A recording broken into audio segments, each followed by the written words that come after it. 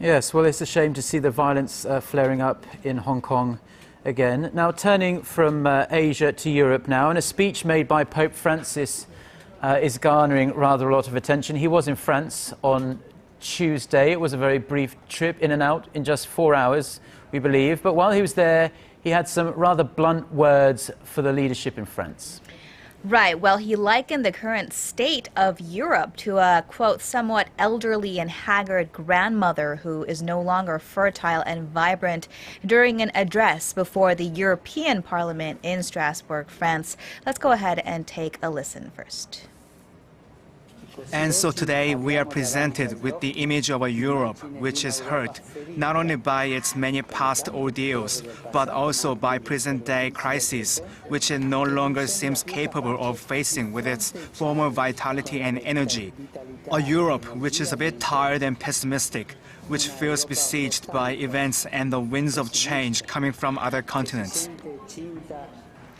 Pope Francis also addressed the Council of Europe with a similar message, but in this speech, he urged the government to re-energize the continent, to go beyond the bureaucratic technicalities of its institutions and return to the great ideas which once inspired Europe and the world at large.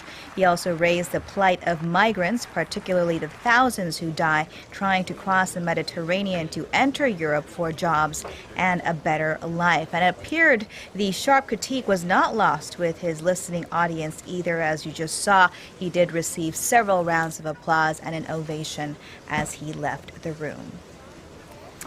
Yes, well, there were a number of leaders from Europe's more far-right and fringe nationalist parties there who will have grown in power, of course, due to the public's discontent with all the problems the EU is facing at the moment. And in fact, the European outlook for the EU doesn't look very good, does it? Yeah, you're right on that, Mark. And the Pope did address that as well. He urged the European Parliament to create more jobs and, above all, to restore dignity to labor by ensuring proper working conditions. The EU is observing an unemployment rate of around 10% across the board. It's more than double that in Spain, though, and in Greece. Youth unemployment exceeds 40% in some areas. Yeah, staggering. Still an awful lot of work to be done, especially in southern Europe, Spain and Greece. But it's good to see the Pope has taken notice of the problems. OK, Eunice, thanks very much. You bet.